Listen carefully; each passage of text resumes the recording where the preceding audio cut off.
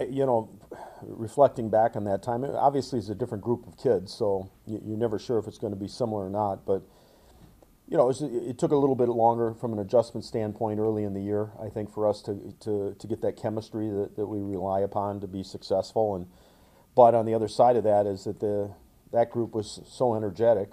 It was actually, I know our coaching staff has talked about it a number of times, that was actually one of our more fun years as coaches, just because there was so much enthusiasm and energy because of the young guys. I think they invigorated us as coaches. They invigorated the upperclassmen, and that group of upperclassmen did a great job too with that group. So Joe Lavin and Ryan Gensel and Callie Ritterwall, all those guys did a really good job in helping lead that young group. So that was important to the success of that team, and it was a fun year, and mostly because it was a lot going on with so many young kids.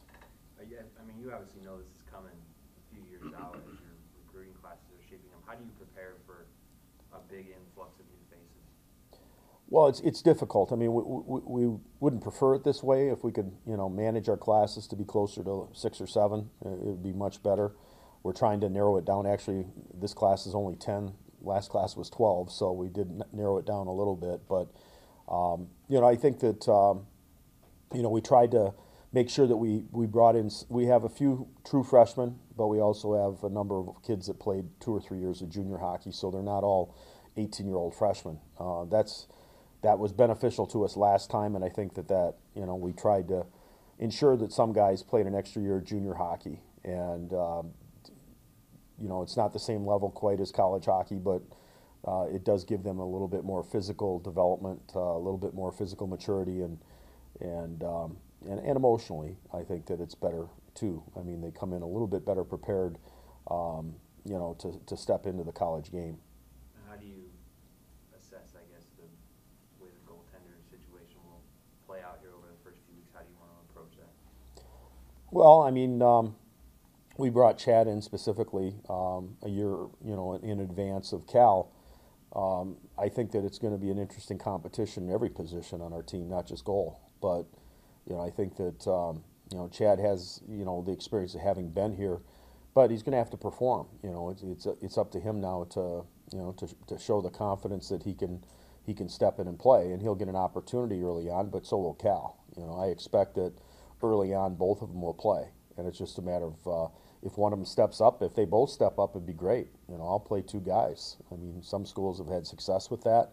I think we have 2 qualified guys. Cal's at least got that second year junior under his belt where he was the #1 guy in Waterloo, and I think that was important to his confidence. But I mean, they're going to have to perform, and this is a little different from the last go around, just because we do have 2 younger guys in goal. At least 4 years or 5 years ago, we had Mike Johnson, who had at least, had a couple years under his belt here. So this will be interesting, with the young defensemen and the young goaltenders, the combination of the two. We'll see how that works. Would you prefer if one of those guys just right away stepped forward and was the clear guy, kind of like Steven was for so long at the end of his career there, or? Well, Steven took a year and a half, so it's hard to project. I mean, Cal, I mean, he's, as a freshman, he's probably the most talented freshman that we've had over the last several years. I mean, he was the goaltender of the year in USA Hockey. He took his team to the championship game, the 7th game of that series, or the 5th game it was. So he's had some experience, and he's also won a gold medal, in the event last Christmas. So I mean, he's had some positive experiences, but so has Chad. I mean, Chad did a good job in Penticton the year before. He had a chance to experience college hockey, firsthand last year. He didn't play a lot, but he did get into the Hockey East buildings. He saw what the crowds are like. He saw what the buildings are like. So I mean, he should be prepared as well, and it's just going to be interesting to see if one of them does step up early on. I would prefer if both of them did, so there's a good competition. But if one of them is much more advanced than the other, then that goaltender will probably play. What's preferable for you, a young group coming in that maybe doesn't have quite the high expectations, or like last year you had a lot of older guys, there were a lot of expectations? And what's easier, I guess, at the beginning of the season to deal with? Well, it's always easier to have an experienced group.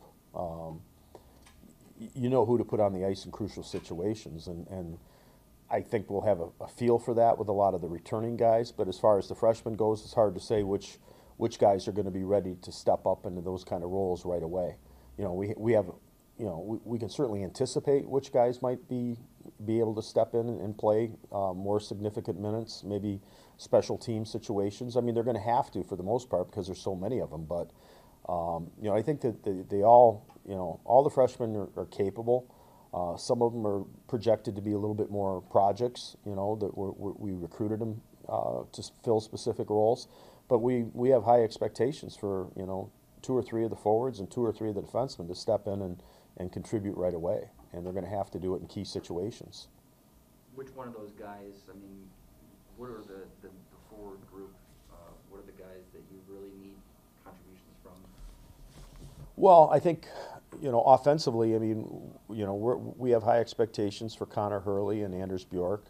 I think that, you know, we also think that Jake Evans has had a pretty good track record of being a good offensive player. He comes from a little bit further behind as far as the league in which he played in, but he's had, you know, offensive numbers that have been pretty impressive over the years. You know, Dawson Cook had a good second half last year in Green Bay. You know, we're hoping that, you know, maybe he, you know, might be able to contribute. So, I mean, we're expecting all of them to contribute somewhat, but I think Hurley and Bjork specifically, and then Evans to some degree, depending upon how fast, you know, he can adjust as a true freshman coming out of the, you know, the Ontario Provincial League to where he can be successful, how long it's going to take him to adjust to the speed of the game.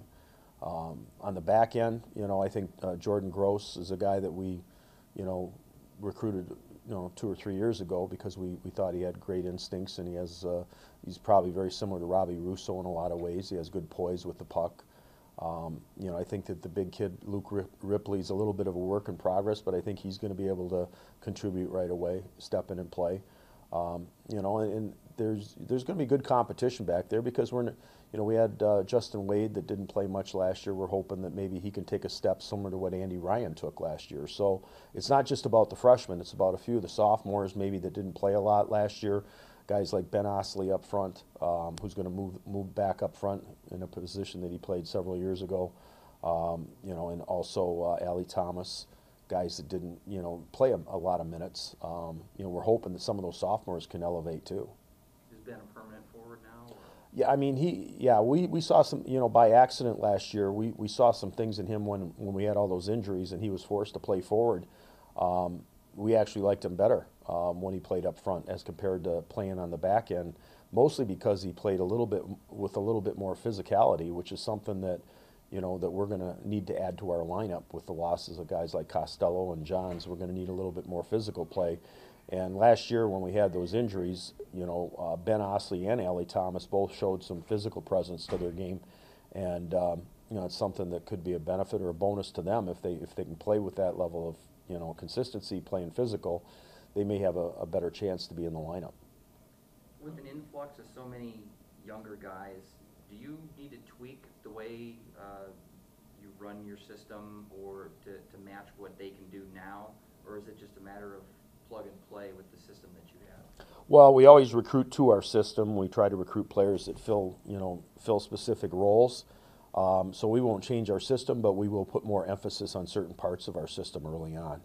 You know, for us, it's going to be about, you know, we pride ourselves on possessing the puck, but we're going to have, you know, young defensemen back there handling the puck. They're going to be more mobile than what we've had, but they're still going to have to make that adjustment to the speed of the college game. And the sooner they do that, the better off we'll be coming out of our zone. So it's going to be about our possession game coming out of our zone on transition and on the breakout. It's going to be about, you know, making good plays at both blue lines, trying to make sure that we try to possess the puck as opposed to dump it in. We don't want to be a dump and chase type of team. But, you know, it's going to also be about our defensive play, you know, especially in our own end. So, you know, so far with the limited amount of time we've had, we've put more emphasis on that then we have other aspects of the game like forechecking or neutral zone defensively. We've spent a lot more time just trying to look for combinations, chemistry of players, and also focus on our own end and possession coming out of our own end. How would you characterize that D-core? Is it as physical as it has been in past years with guys like Stephen Johns and that crew? No, it's going to be, it's a bit of a transition for us. I mean, we have, like I said, I mean, Justin Wade is a guy that could play like Stephen Johns. It's a matter of whether or not he's ready to play on a regular basis yet. Luke Ripley has a little bit of a physical edge to his game. He's a bigger kid. But the other three are all mobile. They're fast. They're quick to get to loose pucks. They have good puck skills and good instincts. In time, I expect that they'll be more of a factor offensively on transition and things like that. So it will be a different look for us back there. It really depends on who ends up being in the lineup on a regular basis. And that, like I said, there's going to be some competition, especially back on the back end. I think that there's going to be some competition for jobs. I think that obviously Russo and Andy Ryan, proven themselves quite strongly in the last few years. Eric Johnson is another veteran guy. We're going to need those guys to kind of help lead the way. Robbie and Andy are both going to have to be ready to be leaders back there, to help us get through the early stages of the year and help those young guys grow. Is it a change in philosophy on your part to have a quicker, more mobile backline just with Hockey East and the way the game is played? Yeah, I mean, we wanted to change a little bit due to the league we're playing in. I think that Hockey East is, for the most part, I mean, there's a lot of high-tempo teams, and you have to make good, solid decisions coming out of your zone, or you turn pucks over. So you need to have guys that can get back to pucks, get to pucks first, and then you have to make a play with that puck because you're going to be under instant pressure. So yeah, we consciously tried to, change our defense a little bit more, and that'll continue to happen over the next couple years where, we've tried to isolate specific types of players that will help us, in the possession game. You mentioned Robbie a couple times, his semester away. What impact, I guess, does that have on him? What's it been like since he's been back? Well, he worked extremely hard in the spring. I mean, obviously, he was still allowed to practice, and he did a lot of additional work with Brock Sheehan, and he did a lot of additional work in the weight room and that. I mean, that's behind us now. He made a mistake, and he recognizes the mistake he made. It's the first time we've had that happen since I've been here, and we don't want it to happen again. But the thing is that they have to understand that, to be successful here, as we now know in every aspect of athletics here at Notre Dame, that, it's about balance. You have to be the best person you can be away from the rink. You have to be attention to detail in the classroom environment, in the social environment, and there's times and places to enjoy your student life experience, but you have to prioritize your schoolwork and make sure that that's a priority. So when you come to the rink every day, you don't have it hanging over your head. And we've put more emphasis on that going into this year, as far as trying to track our guys a little bit better, making sure that they're taking care of what they need to academically, so we don't have to have that become a factor. Down the middle, I usually like to be somewhat better in that center, which obviously isn't going to happen so much this year. Do you have an idea kind of who you want as those centers that are doing things for you? Well, I mean, yeah, we're very fortunate that we've got two quality returning guys up the middle, in Hinostroza and in Fogarty. They're different types of players, but we're hoping Steven takes a step offensively this year. And then we'll probably, right now, we have a couple returning guys that could play forward or could play center, but I think Hurley's ready to step in and play right away. And I think Dawson Cook, in a similar mold to Stephen Fogarty's a bigger guy that I think that could help lead a good line, whether it's a two-way line or a checking line or an energy line. I think Dawson's a good, responsible player that could help us up the middle. It's going to take him probably a little time to adjust, but we had asked him to go back and play another year of juniors, and it probably helped him to do that. He's got some offensive ability, but I think early on it's going to be about him making sure that he can take care of his own zone and win some face-offs and we'll have probably have two freshman centers and two, upperclassmen. With Stephen Fogarty, did you have a feeling that he was probably your guy as a captain? We had good candidates. So the leadership group is more than just the three captains. I mean, Stephen has got he's got the right mindset. I talked earlier about balance, and he understands the importance of doing things right, the right way, academically, socially. He's a real responsible young man. He's extremely good in the weight room. He works extremely hard on the ice.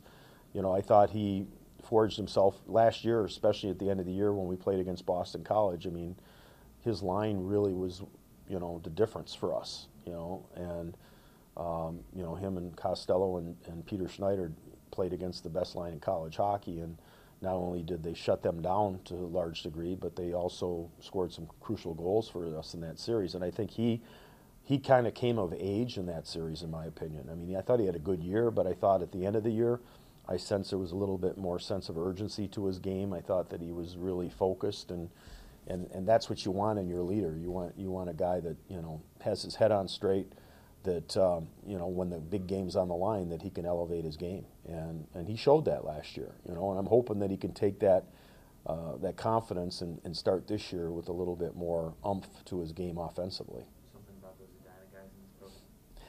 Yeah, we've had our share, and we've got more coming.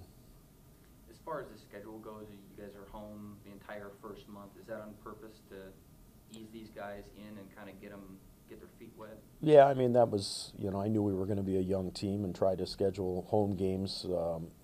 First of all, to try to get them acclimated to the routine. It is a tough routine here because, the academic schedule that they have to be focused on, and then, playing home games will give us a little bit of an advantage as far as, not having to travel. We really need to prepare for the Hockey East schedule.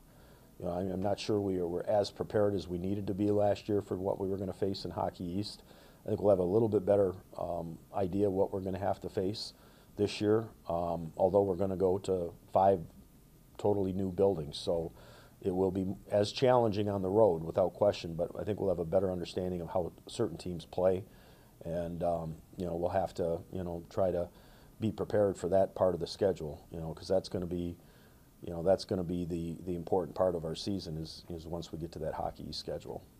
How do you grow freshmen so they can be impact players sooner rather than later?